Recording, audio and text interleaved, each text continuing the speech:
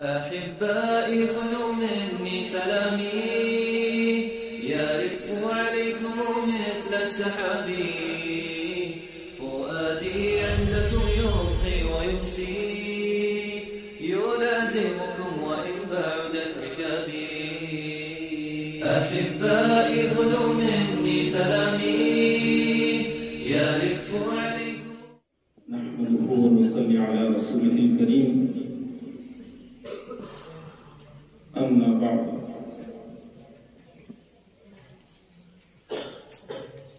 قال الله سبحانه وتعالى: يزيد في الخلق ما يشاء. صدق الله مولانا العظيم.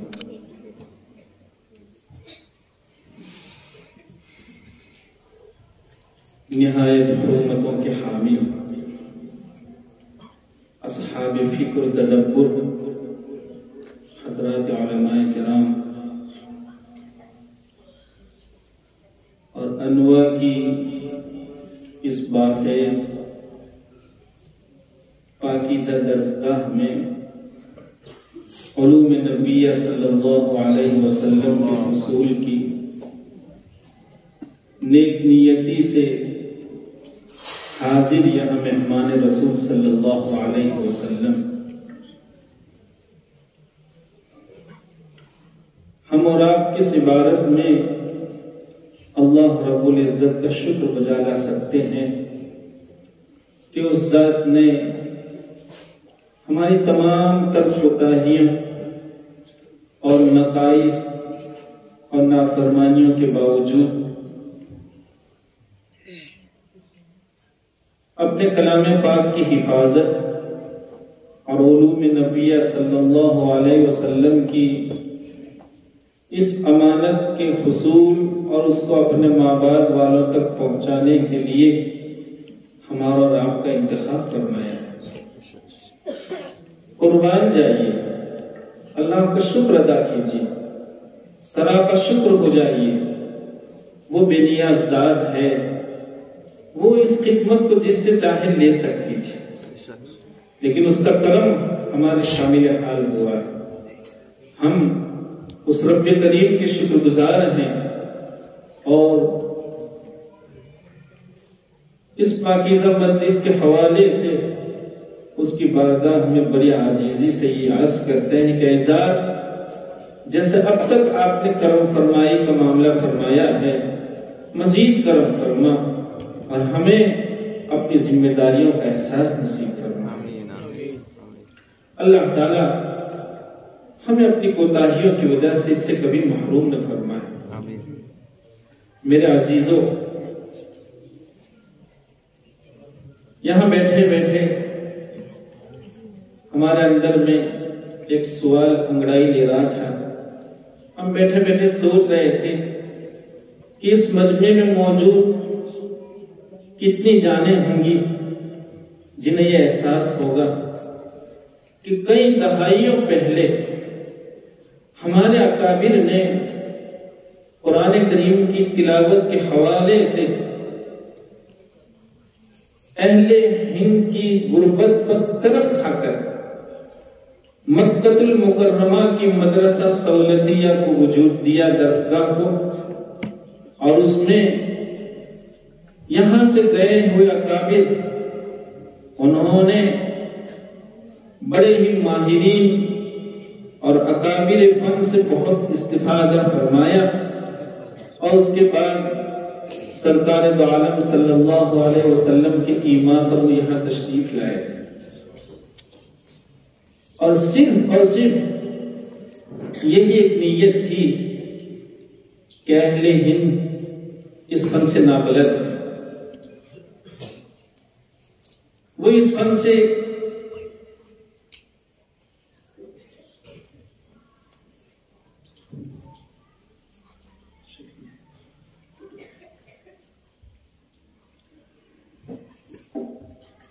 عزیزوں، ہمارا آپ کا ایک المیہ یہ ہے کہ کتب پینے کا ذوق ہم سے دھیرے دھیرے ختم ہو رہا ہے.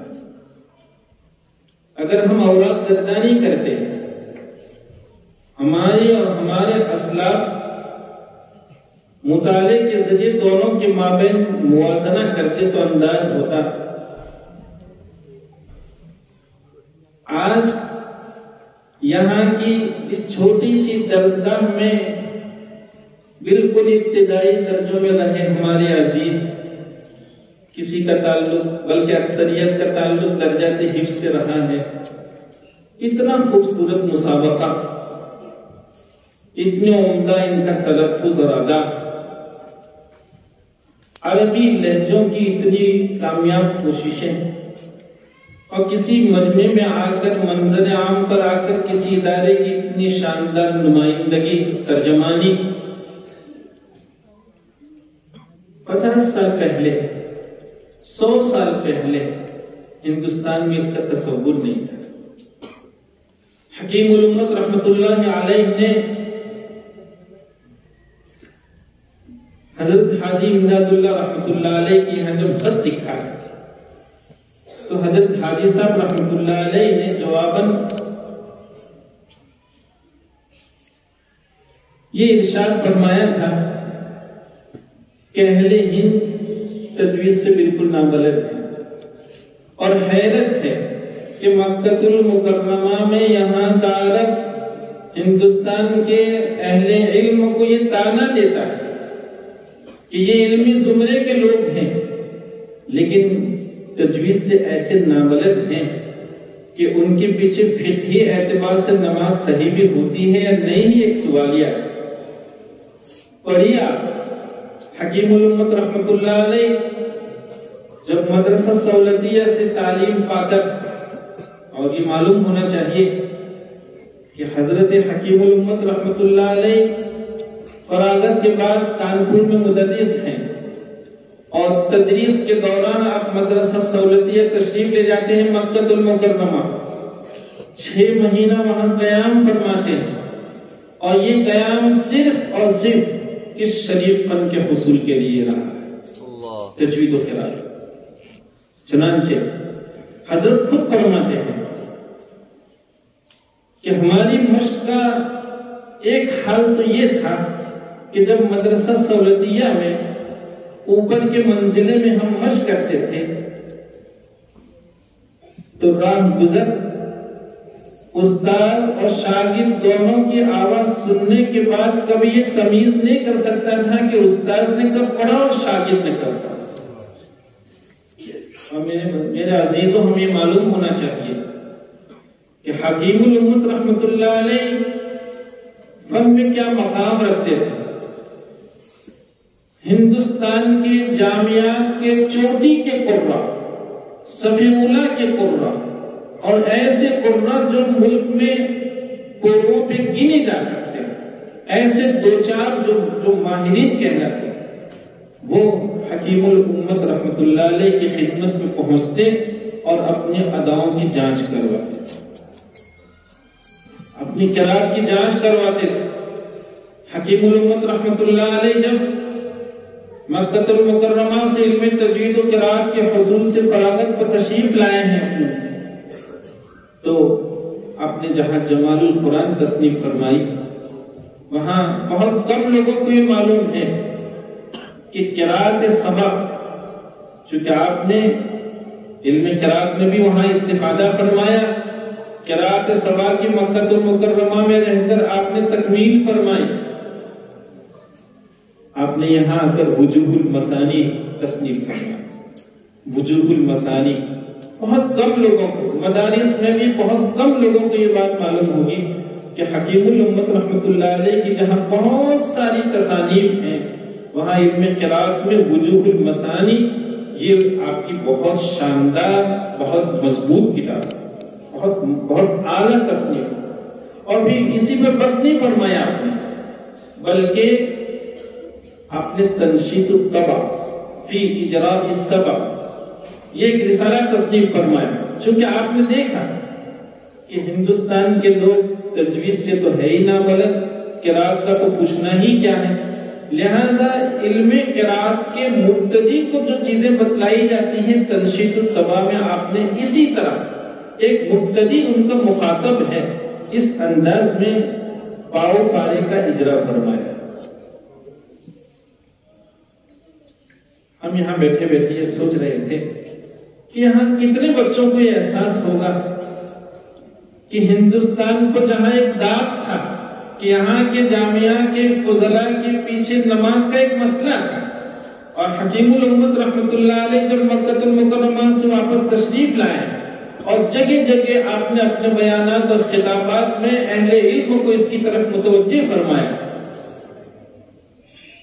تب جا کر مدارس میں الحمدللہ ثم الحمدللہ اس کا انتظام ہوا ہے۔ بہت دیر میں انتظام ہوا۔ یہ چھوٹے چھوٹے دور افتاد علاقوں سے، غیر مہذب دیہاتوں سے آئے ہوئے ہمارے یہ بچے، ان کو کہاں معلوم کہ یہ دولت اتنی آسانی سے جو ان کے حصے میں آیا کرتی ہے یہ کیا ہے؟ ورنہ آسان ہے۔ میرے عزیزوں، اللہ کا شکر ادا کرنے کے ساتھ ساتھ اس سے ہمیشہ مانگنے کا اہتمام کیجیے۔ یہ مدارس ہیں جس نے بہت غریب گھرانوں کے بچوں کی تاریخ بدل دی ہے۔ غریب گھرانوں کے بچے جو اگر ایسے نیک دل اساتذہ کے حوالے نہ کیے جائیں، ایسی پاکیزہ درسگاہوں میں نہ بھیجے گئے ہوتے، تو بہت قوی امکان ہے، بہت ہی قوی احتمال تھا کہ یہ بچے یا تو کسی کی یہاں بڑائی کی حیثیت سے، کسی کی یہاں مکان معمار کی حیثیت سے، تو کسی کی یہاں مزدور کی حیثیت سے مزدوری کرتے۔ لیکن اللہ تعالیٰ بہت جزائے خیر عطا فرمائے ان نیک نفوس لوگوں کو جنہوں نے بڑی عرق-ریزی سے، بڑی محنت سے، نہ معلوم کتنے در کے چکر کاٹ کر، کتنے دروازوں کو دستک دے کر، اور کتنوں کی یہاں اپنی جھولی پھیلا کر ان مدارس کو وجود دیا ہے۔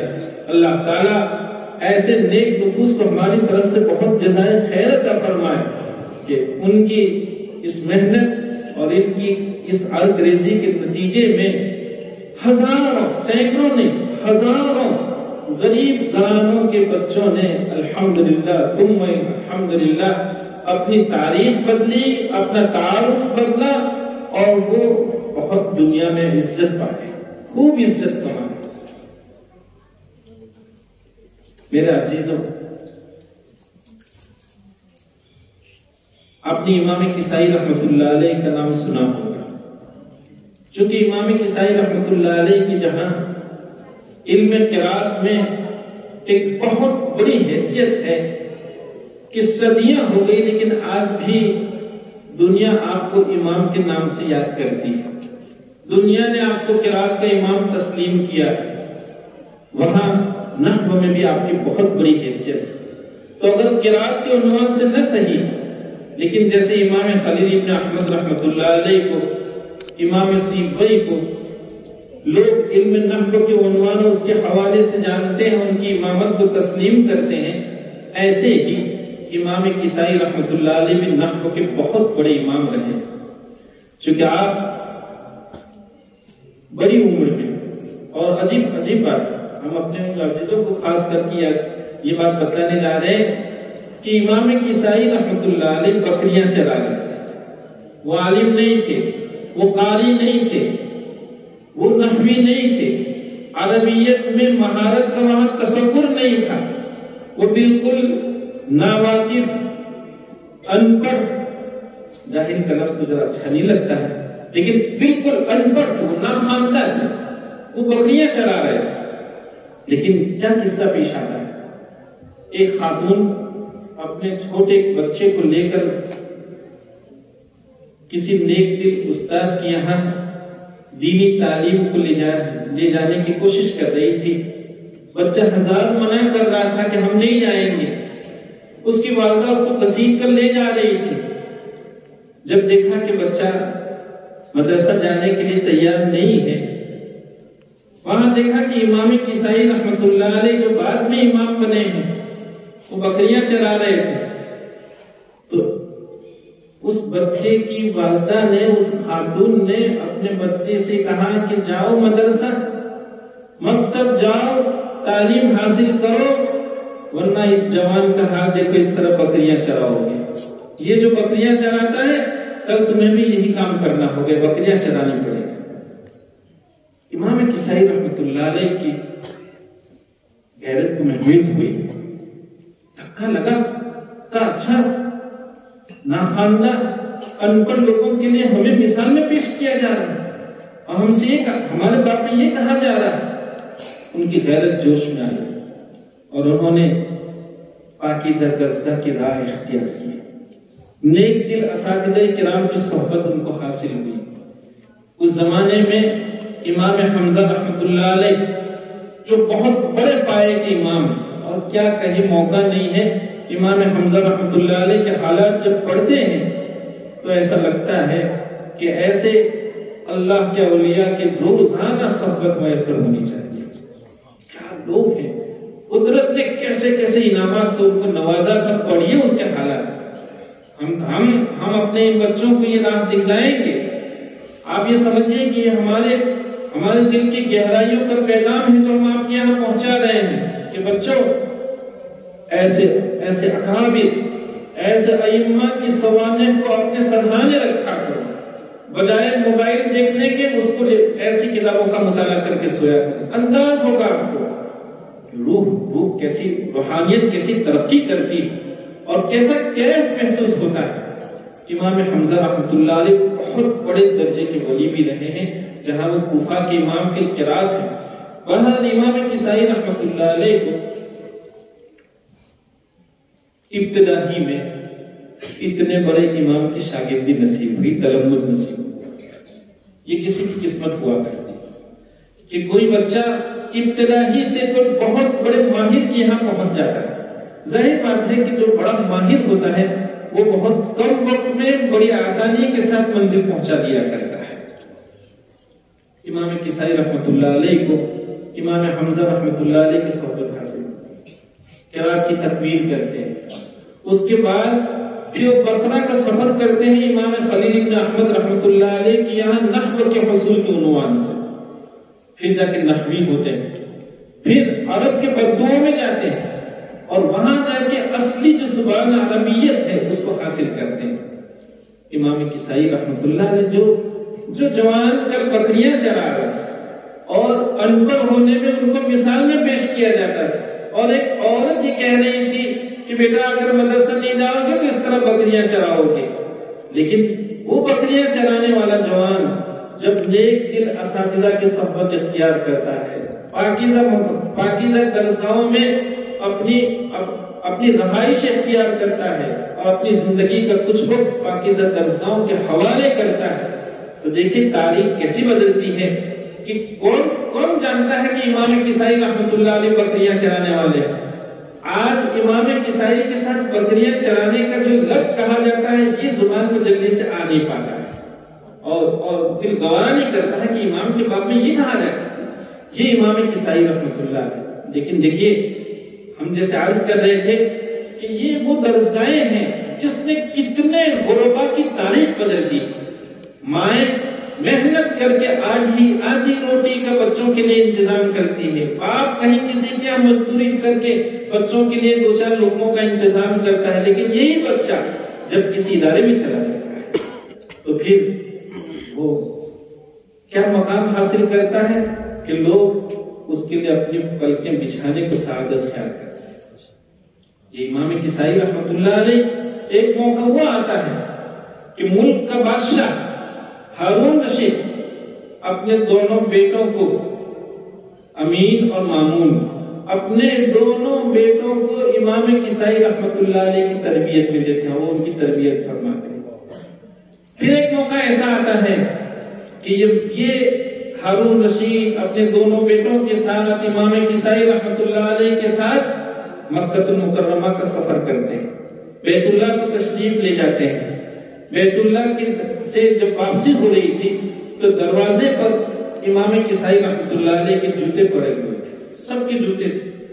تو ہارون رشید کے جو 2 بیٹے تھے امین اور مامون، یہ جلدی سے لپکے اور جیسے ماشاءاللہ ہمارے مدارس کی یہ تہذیب ہے، الحمدللہ ثم الحمدللہ، کہ بچے اپنے اساتذہ کے قدموں میں بچ جانے کو اپنے لیے شرط خیال کرتے ہیں.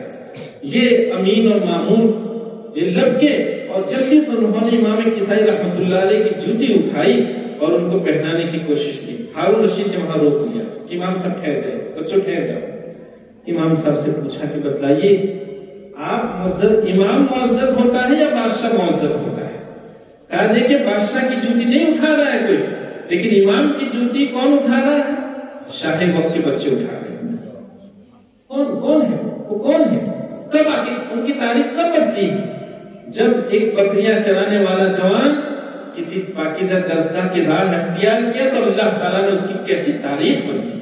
اور یہیں تک نہیں, یہاں تک ختم نہیں ہوتا ہے, بلکہ لوگوں نے لکھا ہے کہ امام کسائی رحمۃ اللہ علیہ کی وفات کے بعد لوگوں نے ان کو خواب میں دیکھا. علامہ ابو شامہ رحمۃ اللہ علیہ نے لکھا, جو بڑے درجے کے محدث ہیں, اور کیسے محدث, ان کے باب میں لکھا حافظ حدیث ہیں علامہ ابو شامہ رحمۃ اللہ علیہ. اور شافعیہ کو ان کی بہت عمدہ شرح ابراز المعانی, اس میں آپ لکھتے ہیں کہ امام کسائی رحمۃ اللہ علیہ کی وفات کے بعد لوگوں نے ان کو خواب میں دیکھا. پوچھا کہ اللہ تعالیٰ نے آپ کے ساتھ کیا معاملہ فرمایا؟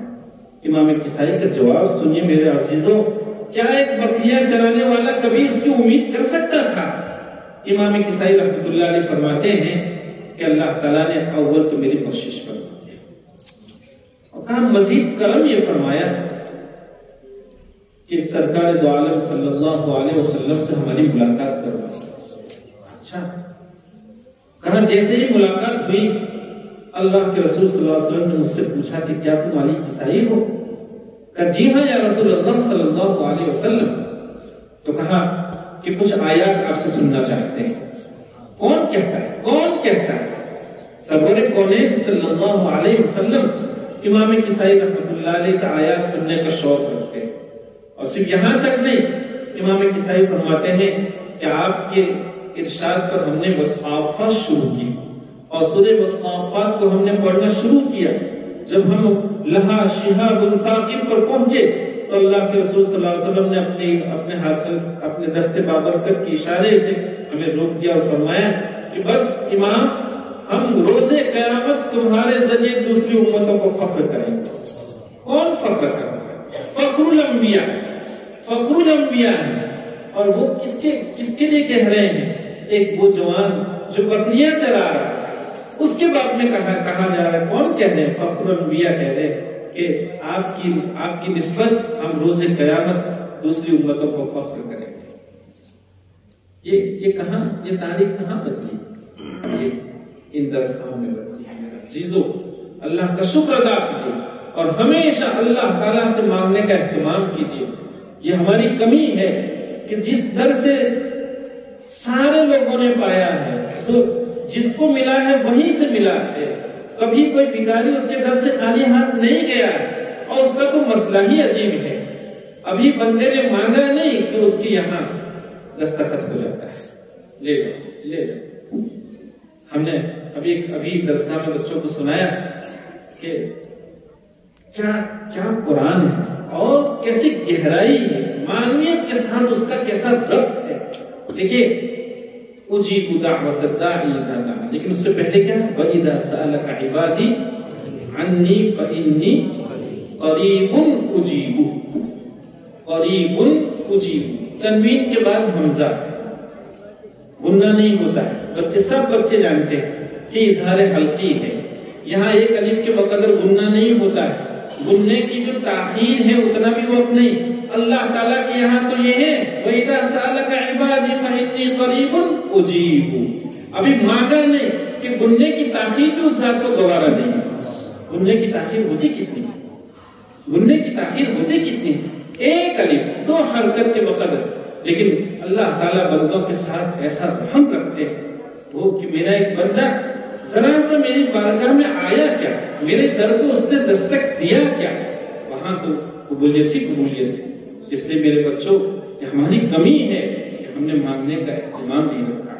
اللہ تعالیٰ سے مانگنے کا ہمیں اہتمام رکھنے کی ضرورت ہے.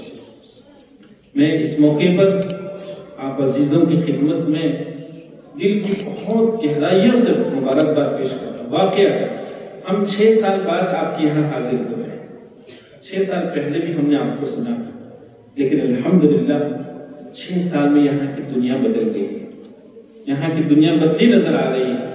آپ بچوں نے ہمیں متاثر کیا، بہت اچھی محنت کی ہے آپ نے. ہم اللہ تعالیٰ سے بیٹھے بیٹھے دعا کرتے رہے، بچوں کے باب میں ہم لکھتے رہے کہ اللہ تعالیٰ ان بچوں کو نظر بد سے محفوظ فرمائے. یہ امت کا بہت بڑا سرمایہ ہے. ہماری ایک مصیبت یہ ہے، ہمارا المیہ یہ ہے کہ ہم نے اپنی قیمت نہیں سمجھی. ہم کیا قیمت رکھتے ہیں، دنیا میں ہماری کیا قیمت ہے، اللہ کے یہاں ہماری کیا قیمت ہے، ہم ہی نے اپنی قیمت نہیں سمجھی. ہم کون ہیں اللہ تعالیٰ کے یہاں؟ ان پاکیزہ درسگاہوں میں رہنے والوں کا کیا مقام ہوتا ہے، ہم نے خود نہیں سمجھا ہے. اللہ تعالیٰ ہمیں اس کی سمجھ نصیب فرمائے. میرے بچوں، چاہے وہ تدبیراً تلاوت کرنے والے بچے ہوں، ترتیلاً تلاوت کرنے والے بچے ہوں، ماشاءاللہ ہم نے بہت عمدہ محنت کی. لیکن اس کے ساتھ ساتھ ہمیں یہ بھی سمجھنا ہوگا کہ ترقی کا کوئی منتہا نہیں ہوتا ہے. یاد رکھو، فن یہاں ختم نہیں ہو جاتا ہے میرے عزیزوں، فن یہاں ختم نہیں ہو جاتا ہے. ارباب مدارس کو روز اول سے اپنے ضمیر کو یہ لکھنا ہوگا کہ یہ وہ طبقہ ہے جس طبقے کو ارباب تحقیق کہا جاتا ہے. آپ ہی کے بلبوتے پر علوم اسلامیہ صدیوں کے بعد بھی الحمدللہ جو کا تو محفوظ ہے. چاہے وہ قرآن ہو، چاہے فرامین نبی صلی اللہ علیہ وسلم ہو، اس کے شارحین ان درسگاہوں میں ہوتے ہیں، اس کی صحیح ترجمانی کرنے والے لوگ اس ان درسگاہوں میں ہوتے ہیں.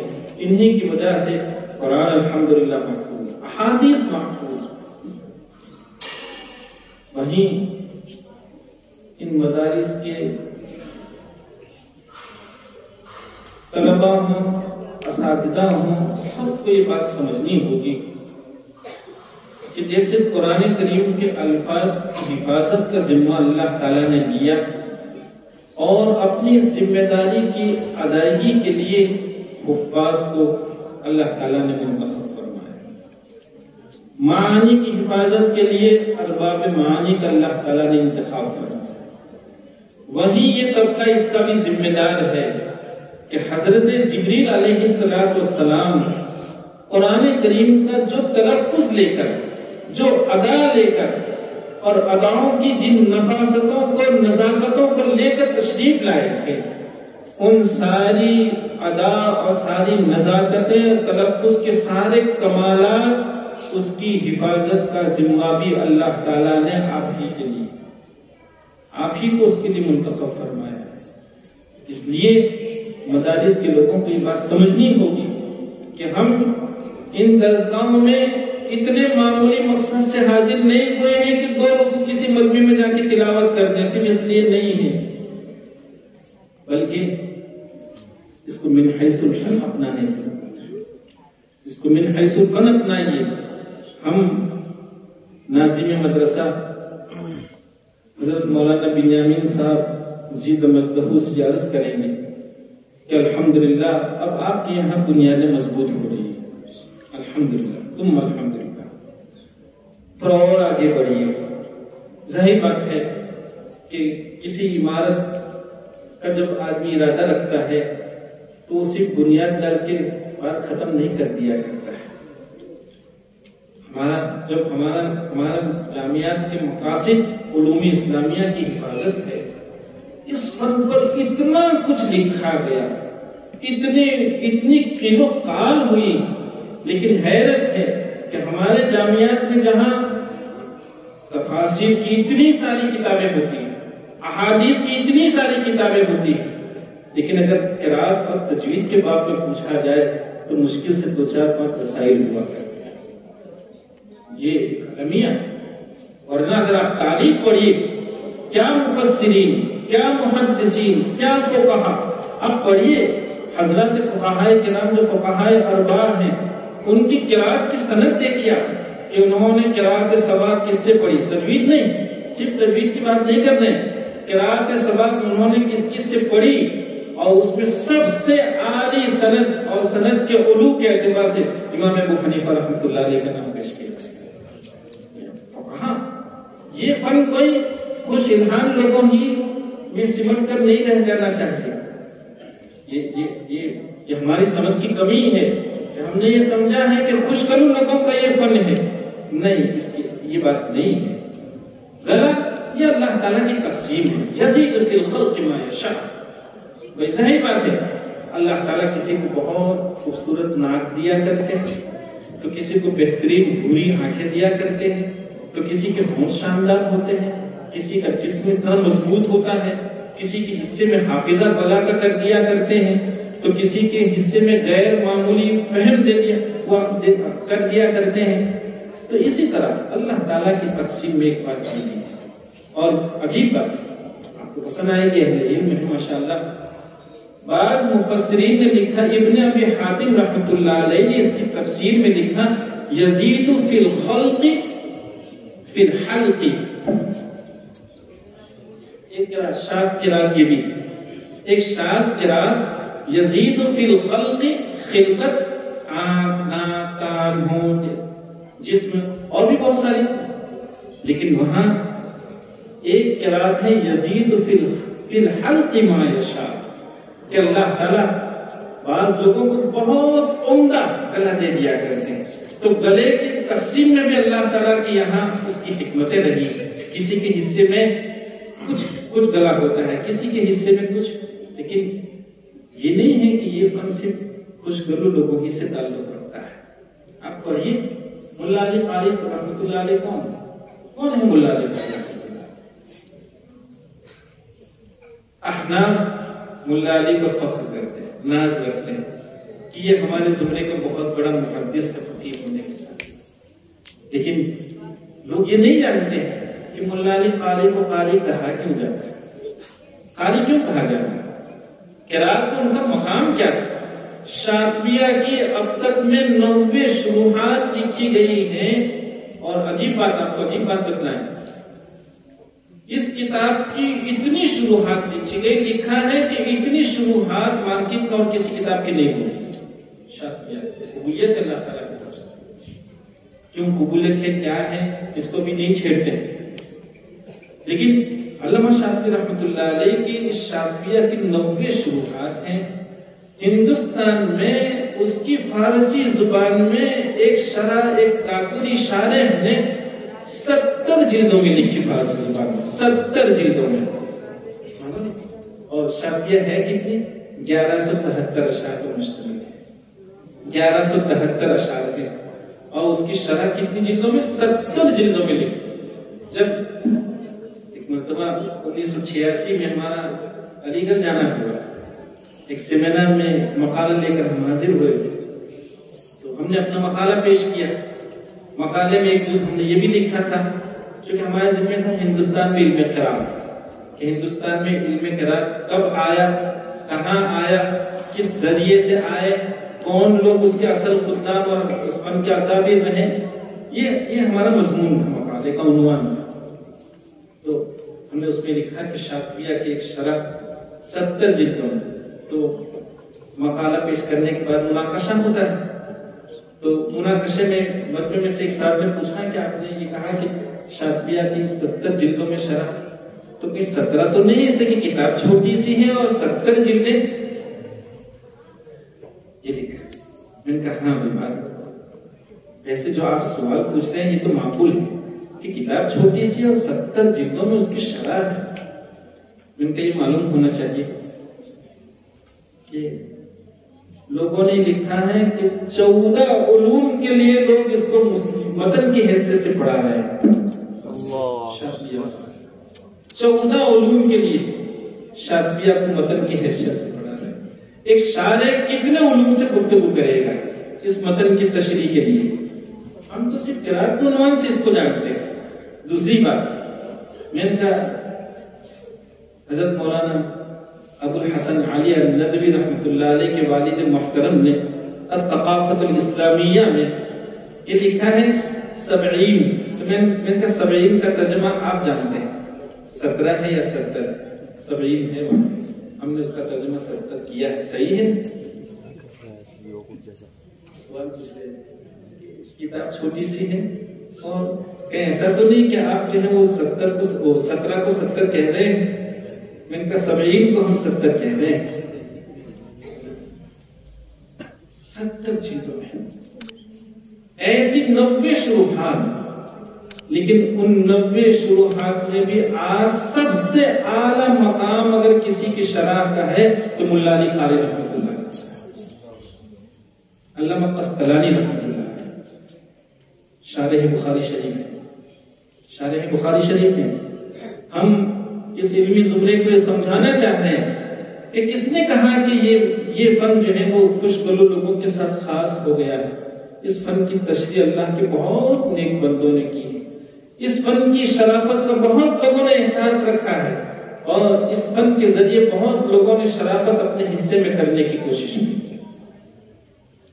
علامہ قسطلانی رحمۃ اللہ علیہ لطائف الاشارات ان کی کتاب قرات میں ہے، اور بخاری شریف کے وہ شارح ہیں ارشاد الساری، اس کا نام بخاری شریف آپ کی شارح کا نام۔ علامہ قسطلانی رحمۃ اللہ علیہ کے باب میں لکھا ہے لوگوں نے، ان کی کتاب کو تو کیا پوچھے، لطائف الاشارات کے باب میں قرہ کا تجزیہ یہ ہے کہ اگر کوئی علم تجوید و قرات میں کمال حاصل کرنا چاہتا ہے تو جیسے حافظ کی فتح الباری کو پڑھے بغیر ایک شخص صحیح معنی میں محدث نہیں ہو سکتا ہے، اسی طرح ایک قاری صحیح معنی میں اس وقت تک قاری نہیں ہو سکتا ہے جب تک علامہ قسطلانی رحمۃ اللہ علیہ کے لطائف الاشارات کو نہیں پڑھتا ہے۔ دیکھیے ادھر شارح بخاری بھی ہیں اور اتنے بڑے درجے کے وہ قاری ہیں، اور قدرت ہوتی ہے اس لوگوں کے حصے میں بہت سا فضل کر دیا کرتی ہے، بہت خوبیاں کسی کے حصے میں اللہ تعالیٰ کر دیا کرتے ہیں۔ ان کی قرات کا حال یہ تھا کہ وہ ایک مسجد جہاں سرکاری خطیب تھے، حکومت کی طرف سے ان کی خطابت منصب تھا ان کا، وہاں فجر کی نماز جب پڑھاتے تو بہت دور دور سے امام کو سننے کے شوق میں لوگ ان کی مسجد حاضر ہوا کرتے تھے، اور جب فجر کی نماز پڑھاتے تھے تو لوگوں نے لکھا ہے کہ مسجد میں ایسی خاموشی چھا جاتی کہ تنکا گرتا تو پتہ چلتا تھا، اتنی خاموشی، اور بعض مرتبہ امام کی قرات کے کمال اور اس کے حسن کو دیکھ کر لوگ تاب نہیں لا سکتے تھے، بے ہوش ہو جاتے گر جائے۔ آپ نے ابھی دیکھا فقہاء امام شافعی رحمۃ اللہ علیہ مسلک صاحب مسلک ہے، نہیں صاحب مسلک اتنے بڑے امام، لیکن پڑھیے ان کے حالات میں۔ ہم یہی بات ابھی عرض کر رہے تھے کہ ہمارا عالمیہ ہم پڑھتے نہیں، ورنہ یہ ساری باتیں کتابوں ایسا تو ہے نہیں ہے وہی آ رہی، یہ سب کتابوں سے مانگ کے حاصل کیا، اور ہم ہمیشہ بچوں سے کہتے ہیں کہ بچوں ہم آج بھی الحمدللہ آپ کی طرح حقیقی معنی میں طالب علم ہیں، ہم روزانہ اپنے درجے میں پہنچتے ہیں، مستقل کچھ وقت صرف اس لیے فارغ ہوتا ہے کہ کبھی اس امام کے در پہ جا کے اپنی جھولی لے کر جائے، کبھی یہاں دامن پھیلاتے ہیں، وہاں کبھی ہاتھ پھیلاتے ہیں، کہاں سے کچھ نہ کچھ مل جائے، اور جس یہاں سے ملتا ہے تو اس کا شکر۔ اور ہم بچوں کو ایک بہت اچھی بات بتلائیں کہ دیکھو ہمیشہ اپنی دعاؤں میں اپنے اکابر کو، اپنے اساتذہ کو، اپنے مشائخ کو، اور جن جن لوگوں نے آپ کا علمی تعاون کیا، چاہے وہ شراح ہو، مصنفین ہو، محشی، سارے لوگوں کے لیے یا تو تھوڑا تھوڑا صدقہ کیا کیجیے، یا کم از کم ان کے لیے دعاؤں کا اہتمام کیجیے، پھر علم میں برکت دیکھیے۔ امام شافعی رحمۃ اللہ علیہ کے بارے میں لکھا کہ اللہ تعالیٰ نے ایسی بلا کی آواز دی تھی، ایسی بلا کی ان کی آواز تھی، ان کے معاصرین کبھی کبھی اجتماعی طور پر ان کی خدمت میں حاضر ہوتے اور کہتے کہ امام بہت دنوں سے اللہ کی یاد میں آنسو نہیں آیا ہے، اللہ کی یاد میں آنسو کے شوق میں آپ کے یہاں حاضر ہوئے۔ چنانچہ امام شافعی رحمۃ اللہ علیہ رات کے خاموش ماحول میں تنہائیوں میں اپنے بہترین گلے سے قرآن کریم کے ایسی تلاوت فرماتے تھے اور اتنے عمدہ قرات کرتے تھے کہ سب کی ہچکیاں بن جاتی تھیں، اور لکھا ہے کہ بعض مرتبہ ان کی ہچکیوں کی آواز اتنی زور ہو جاتی تھی کہ امام کو یہ خطرہ لاحق ہو جاتا تھا کہ اب شاید یہ لوگ تاب نہیں لا پائیں گے، اور تاب نہ لانے کی وجہ سے کہیں ایسا نہ ہو کہ کوئی جان سے ہاتھ دھو لے۔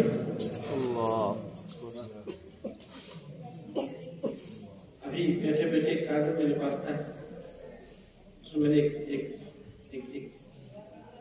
کسی کتاب سے نقل کیا تھا، میں کہا دیکھو کیا ہے، اور اللہ کے رسول صلی اللہ علیہ وسلم کی یہاں ہماری تلاوت ضرور پہنچتی ہو، ہم اسی نیت سے پڑھیں، قرآن اسی نیت سے پڑھیں، شاندار قرات اسی نیت سے ہو، کوئی سنتا ہے نہیں سنتا ہے، اس کو بھاتا ہے نہیں بھاتا ہے، اللہ خوش ہوتا ہے۔ اللہ کے رسول کی یہاں یہ باتیں پہنچتی ہیں۔ ایک ابن الحیثم فارسی رحمۃ اللہ علیہ ان کے باب میں لکھا ہے، ابن الحیثم فارسی رحمۃ اللہ علیہ کے باب میں لکھا ہے کہ انہوں نے ان کو اللہ کے رسول صلی اللہ علیہ وسلم کی ایک مرتبہ خواب میں زیادت ہوتی ہے۔ اللہ کے رسول صلی اللہ علیہ وسلم فرماتے ہیں انت الحیثم الذي يزين القرآن بصوتك، انت الحیثم الذي يزين القرآن بصوتك، جی ہاں یا رسول اللہ صلی اللہ علیہ وسلم۔ تو پھر اللہ کے رسول صلی اللہ علیہ وسلم کو مبارکباد پیش کرتا ہے۔ کیا معلوم کون کب پڑھتا ہے اور سرکار کی یہاں کیا خبریں وہاں پہنچتی ہیں۔ اللہ تعالیٰ سے دعا کیجیے کہ ان پاکیزہ دستوں کی برکت سے یہ ساری نعمتیں ہمارے آپ کے حصے میں آ رہی ہیں۔ خیر ہم گفتگو لمبی کر رہے ہیں، معاف فرمائیں گے، لیکن آپ بچوں کو دل کی گہرائی سے جہاں مبارکباد پیش کرتے ہیں وہاں پھر ایک مرتبہ آپ کی یاد دہانی کرتے ہیں کہ میرے بچوں اس کو من حیث الفن اپنا، اس کو من حیث الفن اپنا پڑھیے، بہت کچھ لکھا ہے۔ اور ہمارے وہ اکابر جو بہت معمولی تعداد کی کتابوں سے پورے غور و فکر سے جو باتیں لکھ کر گئے، اور ان کو جن کتب کی تلاش رہی وہ مراجع کی حیثیت کی کتابیں جو مارکیٹ میں صرف مخطوطات کی حیثیت سے صدیوں تک رہی، اور ہمارے اکابر ان کتابوں کی تمناؤں کو لے کر منو مٹی کے نیچے جا چکے ہیں۔ الحمدللہ آج وہ کتابیں مارکیٹ میں بہت آسانی سے تباہ ہو کے آ رہی ہیں۔ ہمارے لیے کتنی سہولت ہے، اللہ تعالیٰ نے کتنا انتظام فرمایا ہے، لیکن اس کے ساتھ ساتھ یہ بھی ہمیں احساس رہنا چاہیے کہ ان سارے اسباب و وسائل کو جب اللہ تعالیٰ نے ہمارے حصے میں فرما دیا ہے، اب بھی اگر ہم نہیں کریں گے تو کیا اللہ کیا ہم سے کوئی جواب نہیں پڑے گا؟ اس لیے میرے عزیزو اس کو من حیث الفن اپنائیے، اس میں آگے بڑھیے۔ ظاہر بات ہے کہ جو فاؤنڈیشن ہوتا ہے وہ بھی نظر تھوڑی آتا ہے، اس کے بعد منزل تو نظر آتی ہے۔ ابھی تو آپ نے فن میں بنیاد رکھی، لیکن جب آپ آگے بڑھیں گے تو آپ کو انداز ہوگا کہ فن کیا ہے، اور فن اپنے میں کتنی گہرائی اور کتنی جاذبیت رکھتا ہے، کتنی وسعت رکھتا ہے۔ اور لوگوں نے لکھتے لکھتے لوگوں کا قلم ہار گیا، لوگ تھک گئے، لیکن ہر ایک اس احساس کے ساتھ اس دنیا سے گیا کہ فن کی جیسے تشریح ہونی چاہیے تب تک نہیں ہو پائی۔ اللہ تعالیٰ ہمیں اور آپ کو اس شریف فن سے صحیح معنی میں وابستگی نصیب فرمائے، اس سے رشتہ نصیب فرمائے، ہم اس کو اپنی نجات کا ذریعہ سمجھیں۔ اللہ تعالیٰ ہمیں اور آپ کو قبول فرمائے۔ پھر ایک مرتبہ ہم آپ کو، آپ کے اساتذہ کرام کو، ارباب انتظام کو بہت مبارکباد پیش کریں، اور آپ کے لیے دعا کرتے ہیں۔ ہم امید کر کے یہاں سے جا رہے ہیں کہ انشاءاللہ آپ ایک اچھی منزل طے کر کے اس فن کا سفر آگے بڑھائیں گے، اور آئندہ جب ہم آپ کے یہاں حاضر ہوں تو ہمیں اپنی امیدیں پوری ہوتی نظر آنی چاہیے۔